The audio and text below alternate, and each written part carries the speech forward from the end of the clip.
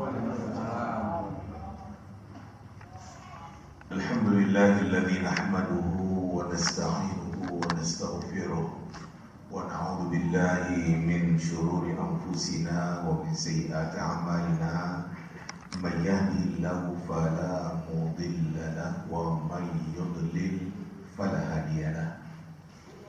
Asyhadu an la ilaha illallah wahdahu la syarika lahu wa asyhadu anna Muhammadan abduhu wa rasuluh la nabiyya ba'da. Ibu bapak para yang saya muliakan, syukur alhamdulillah kita panjatkan kepada Allah Subhanahu wa taala. Kembali kita bersama di dalam majelis ini, kita kaji kitab Ad-Da' wa Dawa atau Al-Jawabul Kafi liman sa'ala 'anil dawa' asy-syafi yang ditulis oleh Imam Ibnu Qayyim Al-Jauziyah. Kita masih di dalam membicarakan tentang maksiat yang akan berakibat. Berikut ini, wa minha annal ma'siyata turithu dzil wa la bud. Bahwasanya kemaksiatan itu akan berakibat kehinaan dan itu suatu yang mesti. Fa innal 'izza kullal 'izz fi ta'atillah. Kemuliaan yang betul-betul merupakan kemuliaan adalah di dalam ketaatan kepada Allah. Qala ta'ala, Allah Subhanahu wa taala berfirman, A'udzu billahi minasyaitonir rajim. Man kana yuridul izzata falillahil izzatu jami'an. Barang siapa yang menginginkan kemuliaan, milik Allah kemuliaan itu semuanya. Ini potongan ayat di dalam surat Fatir pada ayat yang ke-10. Falyatlubha bi ta'atillah. Hendaknya seseorang berusaha mendapatkan kemuliaan itu dengan ketaatan kepada Allah Subhanahu wa taala. Fa innahu la yajidu illa fi ta'ati. Kemuliaan itu tidak akan pernah didapatkan kecuali dengan taat kepada Allah Subhanahu wa taala. Jadi kalau memang ingin mulia, terhormat di mata Allah Subhanahu wa taala, taatlah kepada Allah Subhanahu wa taala. Para jemaah yang saya muliakan, Allah itu Al-Mu'izz, memuliakan orang-orang yang taat, orang beriman, orang saleh. Di samping itu Allah itu Al-Mudzil, Allah menghinakan, merendahkan orang-orang yang kafir, orang-orang yang maksiat. Mau mulia, terhormat, taat kepada Allah Subhanahu wa taala. Seperti itu. Wa kana min du'ai ba'd as-salaf. Sebagian dari doa dari ulama salaf, mereka di dalam doanya mengatakan, Allahumma a'izzani bi ta'atik. Ya Allah, muliakan aku dengan taat kepadamu. Wa la tudhillani bi ma'siyatik. Jangan kau hinakan aku dengan bermaksiat kepadamu. Ini merupakan doa dari ulama salafus salih terdahulu yang mengatakan kepada Allah, ya Allah, muliakan aku dengan selalu taat kepadamu. Dan jangan kau hinakan aku dengan beraninya maksiat kepadamu. Ya, kita mulia dengan taat kepada Allah Subhanahu wa taala. Seseorang itu akan terhina kalau dia itu maksiat kepada Allah Subhanahu wa taala. Wa qala al-Hasan al-Basri, berkatalah Imam Hasan al-Basri, innahum wa in taqtaqat bihimul bighal wa hamlajat bihil baradin in dhallal ma'siyah la yufariqu qulubahum aballah illa an yudhilla man asah. Kata Imam Hasan al-Basri, sesungguhnya mereka itu kendati pun berbunyi bighal, peranakan ya keledai dengan kuda, kendati pun berbunyi suara bighal dan berjalan cepatnya kuda-kuda yang menarik ia barang. Indzal maksiyah, jika maksiat itu hina, la yufariqu qulubahum, itu tidak akan pernah terpisah dari hati mereka. Aballah illa an yudhilla man asa. Allah enggan, kecuali Allah pasti akan menghinakan orang yang maksiat kepadanya. Para jemaah yang saya muliakan, kepastian yang dikemukakan kepada kita, taat pasti mulia, patuh, tunduk. Sebaliknya kalau maksiat kepada Allah selalu ya dengan perbuatan-perbuatan yang sifatnya melanggar, pasti dihinakan oleh Allah Subhanahu wa taala. Kemudian beliau Imam Ibnu Qayyim Al-Jauziyah menurunkan bait syair yang dikemukakan oleh Abdullah bin Mubarak. Kata Abdullah bin Mubarak di dalam syairnya, ra'aitu dzunuba tumitul qulub. Saya melihat dosa-dosa itu akan mematikan hati. Wa qad yurithul dzul idmanuha. Dan ketika orang demikian mengasyiki kemaksiatan ataupun dosa, itu akan berakibat kehinaan. Wa tarkul dzunub hayatul qulub. Meninggalkan perbuatan dosa itu membuat hati hidup. Wa khairul li nafsika isyanuha. Yang terbaik bagi dirimu lawan itu yang namanya maksiat. Wa hal afsadad dina illa al-muluk wa ahbaru su' wa ruhbanuha. Tidaklah yang merusak agama kecuali raja-raja yang maksiat dan pendeta-pendeta yang jahat dan rahib-rahib yang gak benar. Ini yang beliau kemukakan kepada kita bahwasanya apabila ada seseorang selalu dengan kemaksiatan, dia terhina di hadapan Allah Subhanahu wa taala.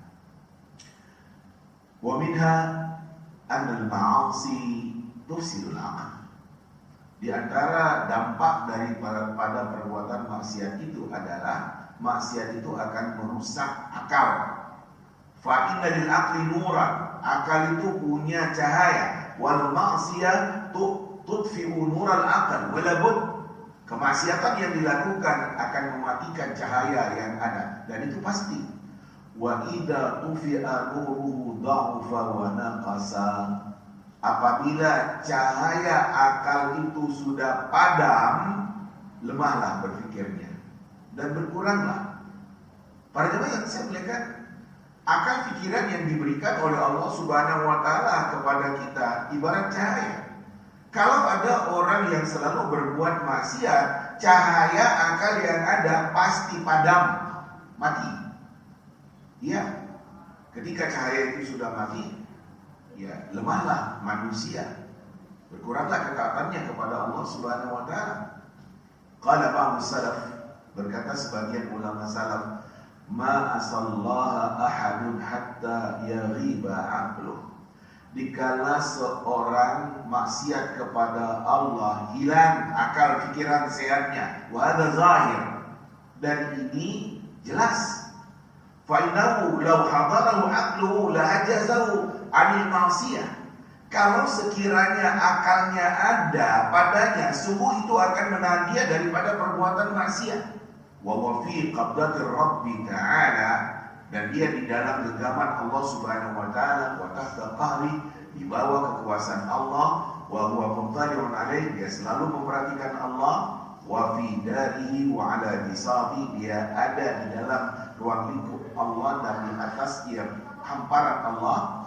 Wa malaikatuhu syuhudun 'alaihi naziruna ilaihi. Malaikat-malaikat yang ada tahu tentang itu, melihat hal itu.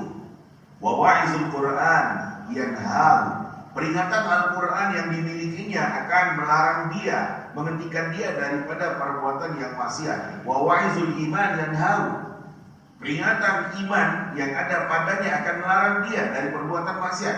Wa wa'izul maut yanharu. Peringatan tentang kematian akan melarang dia dari perbuatan maksiat.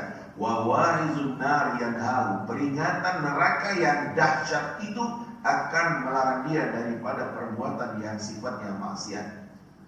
Walladhi yafutuhu bil ma'siyah min khairid dunya wal akhirah ad'afun ad'af. Orang-orang yang luput bagi dia kebaikan dunia dan akhirat karena kemaksiatannya itu demikian berlimpah ruah, banyak sekali. Ma yahsulu lahu min as-surur wal laddah biha fahal yuqdimu 'ala al-istihana bidzalika kulli wal istighfar bi dhu aqlin salim.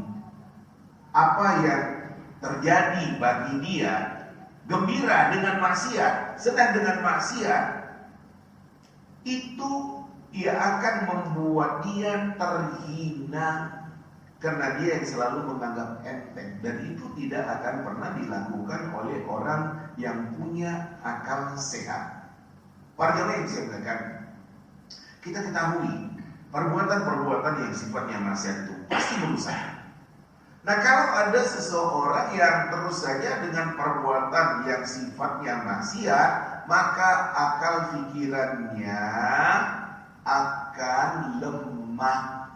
Cahaya yang ada pada akal pikiran yang ada itu akan padam dengan dia yang selalu dengan berbuat maksiat. Cobalah kalau memang dia itu berpikir dengan baik, semua perbuatan maksiat itu merusak. Minum minuman keras merusak, berjudi merusak, berzina merusak. Nah, dikala ada seseorang yang berani dengan perbuatan-perbuatan yang maksiat itu, berarti akalnya nggak main. Kalau akal kamu main, yang jelas-jelas maksiat itu merusak, masih kamu lakukan, nah itu kan nggak benar. Orang yang akalnya sehat, dia tidak akan pernah berani dengan maksiat. Nggak, katanya. Kenapa kamu gak mau dengan maksiat? Ya merusak. Para jemaah, saya melihat minuman keras yang diminum oleh orang-orang yang ada itu kan merusak organ yang ada di dalam tubuh, ya kan? Bayangkan alkohol yang demikian menyala ketika disulut dengan api, itu yang diminum oleh seseorang, ya kan rusak yang di dalam itu. Berzina, penyakit yang akan didapatkan. Berjudi, hancur-hancuran rumah tangga, terjual semuanya. Makanya orang-orang yang berpikir sehat, enggak dengan perbuatan yang sifatnya maksiat itu. Makanya orang yang beriman itu akan diingatkan oleh Al-Quran, diingatkan oleh imannya, diingatkan dengan kematian, bahwasanya nanti ada pertanggungjawaban dari perbuatan maksiat yang dilakukan itu. Diingatkan oleh neraka, kamu kalau terus maksiat pasti kamu akan dilemparkan oleh Allah Subhanahu wa Ta'ala ke dalam neraka yang penuh dengan siksa hidup. Apa gunanya maksiat? Kenikmatannya hanya sesaat, tapi akibatnya fatal. Iya, nikmat sesaat. Iya, melakukan perbuatan maksiat nikmat sesaat, tapi akibatnya akan fatal. Dan ini akan dia merusak diri seseorang itu. Wa minha anna dhunuba idza takatharat tab'a 'ala qalbi sahibiha. Fa kana min al-ghafilin. Dosa-dosa itu dikala semakin banyak dilakukan, ini akan mengunci hati seseorang dan dia akhirnya termasuk kepada orang yang lalai.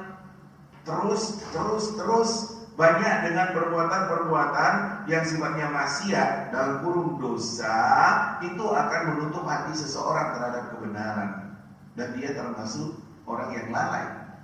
Kama qala ba'd salaf fi qouli ta'ala, sebagaimana yang dikatakan oleh sebagian ulama salaf terkait dengan firman Allah Subhanahu wa taala, kalla, jangan seperti itu, bal rana ala qulubihim ma kanu yaksibun.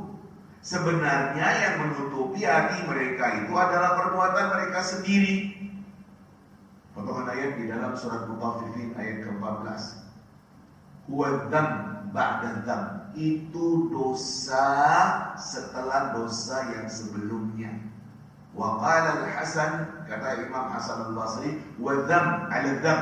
Dosa di atas dosa, hatta yu'miyal qalb, sehingga dosa itu membutakan hati seseorang. Para jamaah sebenarnya kan sangat berbahaya dikala seseorang dengan perbuatan-perbuatan yang kita katakan itu dosa, itu maksiat, akhirnya hatinya tertutup. Ya, akibat perbuatannya sendiri. Dosa-dosa yang bertumpuk, maksiat-maksiat yang berketerusan, ini akan membuat hati seseorang itu buta. Wa qala ghairu, kata ulama yang lainnya, lamma kathurat dhunubuhum wa ma'asihim ahatat biqulubihim. Ketika banyaknya dosa mereka, kemaksiatan mereka, akhirnya itu menutupi hati mereka. Seperti itulah yang dijelaskan oleh para ulama kepada kita. Dikala seseorang dengan perbuatan maksiat ataupun dosa, hatinya akan buta. Wa aslu hada anna al-qalb yasda'u min al-ma'siyah. Asalnya ini, dasarnya ini, hati itu berkarat dengan maksiat. Fa idza zada ghalaba as-sada hatta yasira rana. Kalau dia menambah perbuatan yang namanya maksiat itu, akhirnya karat itu demikian mendominasi sehingga menutupi hati. Thumma yaghlibu hatta yasira tab'an wa qiflan wa khatman. Kemudian yang namanya dosa itu demikian mengalahkan dirinya sehingga perbuatan maksiat itu menjadi tabiatnya, menutup hatinya, mengunci hatinya. Fayasirul qalbi ghishawa wa ghilaf. Hati seseorang itu tertutup, terlapisi. Fa in hasala lahu dzalik ba'dal huda wal basira wan takasa fasara a'lahu asfalah. Kalau itu terjadi pada diri seseorang setelah adanya petunjuk, setelah adanya penjelasan, hatinya menjadi terbalik, yang atas menjadi di bawah. Fahina idin yatawallahu aduhu wa yasuku haitsu arad. Nah, ketika itu seseorang itu dikuasai oleh setan yang merupakan musuhnya. Dia digiring dibawa oleh setan itu kemana yang dia inginkan.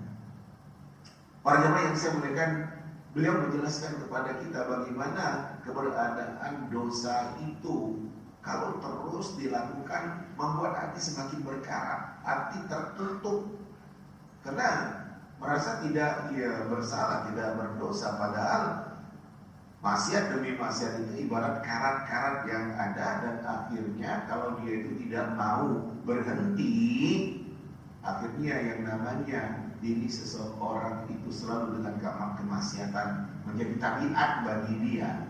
Kebenaran tertutup dan dia itu tidak pernah melihat kebenaran yang ada, yang seharusnya di atas dia menjadi di bawah. Dia orang yang digiring, dibawa oleh setan dan dikendalikan oleh setan, dibawa kemana-mana. Wa minha an-dzunub tudkhilul 'abda tahta la'natillah. Saya ulang, tudkhilul 'abda tahta la'nati Rasulillah sallallahu alaihi wasallam. Dosa-dosa itu akan memasukkan seorang hamba di bawah laknat Rasul. Melakukan dosa dilaknat oleh Rasul, pasti dilaknat oleh Rasul. Fa innahu la'ana 'ala ma'asi wa ghairiha akbar minha. Yang namanya Rasul akan melaknat orang yang dengan perbuatan maksiat dan yang lain-lainnya jauh lebih besar dari itu. Fa ya aula bidukhuli fa'iliha tahta al-la'nah. Dan itu lebih pantas orang yang melakukan kemaksiatan itu masuk di dalam laknat Rasul. Para jemaah yang saya muliakan, siapapun yang melakukan perbuatan maksiat dalam kurung melakukan yang dilarang oleh agama, dilaknat oleh Rasul. Kemudian beliau berikut ini menyimpulkan dari hadis-hadis Nabi, kesimpulan dari hadis Nabi SAW yang Nabi menjelaskan di dalam hadis-hadis yang demikian sangat banyak, betapa Nabi yang mengatakan Nabi melaknat orang itu. Beliau mengatakan dalam satu kesimpulan dari hadis Nabi, fala'anal washima wal mustawshimah. Nabi sallallahu alaihi wasallam melaknat orang yang dia itu mentato dan minta ditato berdasarkan hadis Nabi. Wal wasilah wal musilah. Rasul melaknat wanita yang menyambung rambutnya. Iya. Dan dia minta untuk disambung. Wan nabisa wal mutanammisa. Nabi melaknat orang yang dia itu menghilangkan bulu-bulu yang ada di wajahnya, seperti mencukur alis. Wal mutanammisa, dan yang minta. Wal washira wal mustawshira. Rasul melaknat orang yang nyikir giginya dan minta untuk dikikir giginya. Agar apa? wala'na akil riba wa mukilahu. Rasul melaknat orang yang memakan riba dan yang memberikan makan riba itu kepada orang. Wa katibahu, penulis riba. Wa syahidahu, yang menyaksikan perbuatan riba itu. Wa la'na al-muhallila wal muhallal lahu. Rasul melaknat orang yang melakukan nikah tahlil dan yang dihalalkan dengannya. Yang dimaksud dengan nikah tahlil ini adalah seseorang yang dia itu sudah talak 3, gak boleh nikah dengan suaminya yang sebelumnya, tapi dia ingin dan dia mencari orang untuk bisa nikahi, tapi nanti harus segera diceraikan. Ini namanya muhallil dan muhallal lahu. Dicari orang agak bego gitu, kamu nikahi wanita itu, tapi setelah itu nanti kamu ceraikan, kita kasih uang kamu. Dilaknat oleh Rasul yang melakukan hal itu. Wa la'ana sariq, Nabi melaknat pencuri. Wa la'ana syaribal khamar, Nabi melaknat peminum khamar, minuman keras. Wa saqiyah, yang menuangkan minuman itu. Wa asirah, yang memerah minuman keras. Wa muqtasirah, dan yang minta untuk diperahkan. Wa bai'aha, yang jual. Wa mustariyah, yang membeli. Wa akila tamana, yang makan harganya. Wa hamilah, yang membawanya. Wal mahmulah ilaih, dan yang dibawakan kepadanya minuman keras. Semuanya itu dilaknat oleh Rasul. Wa la'na man ghayyara manaral ard, Rasul juga melaknat orang yang mengubah patok tanah. Wa hiya a'lamuha wa hududuha, itu adalah tanda dan batasnya. Wa la'na man la'na walidayh, Rasul melaknat orang yang melaknat kedua orang tuanya. Terkait dengan hadis ini dipertanyakan oleh seseorang ketika Nabi mengatakan Rasul melaknat orang yang melaknat kedua orang tuanya. Kok bisa ya semua? Dia mencaci maki orang tua seseorang, akhirnya orang itu membalas mencaci maki orang tuanya. Ya seperti itu dilaknat oleh Allah Subhanahu wa taala. Wa la'ana man ittakhadha syai'an fihi ruh ghardan yarmiha bisiham. Rasul melaknat orang yang menjadikan sesuatu yang punya roh menjadi sasaran yang dipanah dengan panah atau dengan tombak. Apa saja yang punya roh dijadikan sasaran tembak. Umpamanya ada tikus digantung, diletakkan di dinding, kemudian dipanah, diketapel, ditombak, macam-macam. Yang masih punya roh itu diperlakukan seperti itu. Orang yang melakukannya dilaknat oleh Rasulullah SAW. Apa saja yang punya roh, kalau itu dijadikan sasaran untuk dipanah, umpamanya ditombak, umpamanya dan lain-lain, itu dilaknat oleh Rasul. Wa la'anal mukhannatin minar rijal wal mutarajjilat minan nisa. Nabi melaknat orang yang memperempuankan diri dari laki-laki dan yang melaki-lakikan diri dari perempuan. Dia laki, tapi di dalam gaya penampilan perempuan, atau sebaliknya, dia perempuan dengan penampilan atau gaya laki-laki. Jadi selalu kita lihat di dalam acara 17-an, laki-laki pakai daster umpamanya, bergaya seperti perempuan, dilaknat oleh Rasul. Atau sebaliknya, perempuan seperti laki-laki. Wa la'na man dhabaha li ghairillah. Nabi melaknat orang yang menyembelih bukan karena nama Allah Subhanahu wa taala. Para jemaah istimewakan menyembelih binatang harus dengan nama Allah Subhanahu wa taala. Yang memberi nyawa kepada binatang itu adalah Allah, dan yang berhak mengambil nyawa binatang itu adalah Allah Subhanahu wa taala. Makanya ketika menyembelih dengan ucapan bismillah Allahu akbar. Kalau ada orang yang menyembelih dengan nama bukan nama Allah, dilaknat oleh Rasul. Wa la'na man ahdatha hadatan al-awa muhdatan. Nabi melaknat orang yang melakukan suatu hal yang baru dalam kurung bid'ah atau yang memberikan perlindungan kepada orang yang melakukan hal yang mengada-ada. Wa la'anal musawwirin. Nabi melaknat orang yang membuat patung. Wa la'ana man amila amala qaumi Lut. Nabi melaknat orang yang melakukan perbuatan seperti perbuatan kaum Nabi Lut, homoseksual, dilaknat oleh Nabi. Wa la'ana man sabba abahu wa ummah. Nabi melaknat orang yang mencaci maki bapaknya dan ibunya. Wa la'ana man kamaha a'ma 'anil tariq. Nabi melaknat orang yang menyesatkan orang buta dari jalan.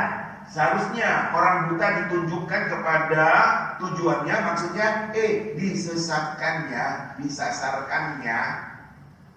Ini dilaknat oleh Rasulullah SAW. Wa la'ana man ata bahimah. Nabi melaknat orang yang melakukan hubungan seksual dengan binatang. Wa la'ana man wasama dabatan fi wajhiha. Nabi melaknat orang yang memberikan tanda kepada binatang di wajahnya, dicos dengan besi panas di wajah binatang. Wa la'ana man dara musliman aw makara bi. Nabi melaknat orang yang mencelakakan seorang muslim atau melakukan tipu daya, melakukan hal yang akan mencelakakan seorang muslim. Wa la'ana zawaratil qubur. Nabi melaknat wanita yang selalu berziarah kubur. Wal muttakhidina 'alaiha al-masajid wa suruj. Nabi melaknat orang-orang yang menjadikan kuburan sebagai masjid dan menyalakan lampu di kuburan itu. Wa la'ana man afsada imra'ah 'ala zawjiha. Nabi melaknat orang yang merusak seorang wanita terhadap suaminya, merusak rumah tangga orang. Au mamlukan 'ala sayyidi. Atau orang yang dia itu merusak hubungan hamba dengan tuannya. Wa la'ana man ata imra'ah fi duburiha. Nabi melaknat orang yang melakukan hubungan dengan istrinya dari duburnya. Iya, dari belakang. Wa akhbara anna man batat muhajira li firashi zawjiha la'anatha al-malaikah hatta tusbih. Nabi memberitahu, barang siapa yang wanita istri yang dia itu meninggalkan tempat tidur suaminya, diajak oleh suaminya untuk hubungan suami istri tapi dia tak mau tanpa alasan syar'i, dia wanita itu dilaknat oleh malaikat sampai pagi hari. Pada ketika saya melihat beliau Imam Ibnu Qayyim Al-Jauziyah menyebutkan banyak hal yang Nabi di dalam hadisnya melaknat orang-orang. Nah, ketika ada penjelasan ketegasan dari Nabi bahwasanya Nabi melaknat orang seperti itu, maka hendaknya kita jangan melakukannya. Karena sebagaimana yang dikatakan oleh Imam Ibnu Qayyim Al-Jauziyah, semua perbuatan dosa yang dilakukan itu memasukkan diri orang itu ke dalam laknat Rasul. Kamu melakukan perbuatan dosa yang jelas-jelas itu dilaknat oleh Rasul, kamu akan dijauhkan oleh Allah dari rahmatnya.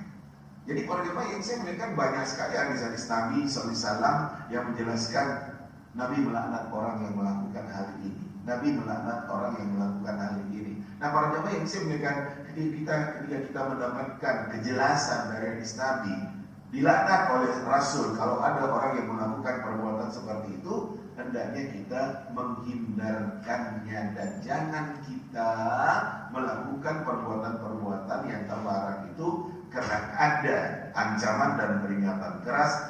Dilaknat, laknat itu dijauhkan dari kasih sayang Allah Subhanahu wa taala. Kan kita enggak mau. Kita ingin ada di dalam kasih sayang Allah Subhanahu wa taala. Makanya apapun perbuatan-perbuatan yang di dalam hadis Nabi dikatakan, kalau kamu lakukan itu kamu dilaknat oleh Rasul, jangan lakukan perbuatan itu. Para jemaah yang saya muliakan, seperti itulah dan banyak hal-hal yang intinya seperti itu. Di dalam hadis-hadis Nabi SAW kita dapatkan Nabi melaknat orang yang melakukan hal ini, seperti ini, seperti contoh yang sudah saya kemukakan dalam keterangan terdahulu. Inilah yang bisa saya sampaikan dalam kesempatan kajian kita pada malam hari ini, betapa tentang keberadaan dosa-dosa yang dilakukan dalam poin yang sudah kita kemukakan tadi. Maksiat itu akan membuat diri seseorang terhina. Maksiat akan membuat akal sehat orang itu hilang. Maksiat akan mengunci hati seseorang sehingga dia tidak bisa melihat kebenaran. Maksiat akan membuat seseorang itu termasuk ke dalam laknat Rasul Sallallahu Alaihi Wasallam. Para jamaah sebenarnya ini beberapa poin, mudah-mudahan bisa menambah pemahaman dan pengertian kita terkait dengan apa yang kita baca dari kitab Ad-Da' wa Dawa yang ditulis oleh Imam Ibnu Qayyim Al-Jauziyah rahimahullah subhanahu wa ta'ala. Demikian penjelasannya. Selanjutnya kalau ada yang menjadi pertanyaan seputar apa yang kita kaji ini, dipersilahkan. Apa masalah yang akan diangkatkan dari poin-poin yang sudah saya jelaskan tadi? Oh, Pak.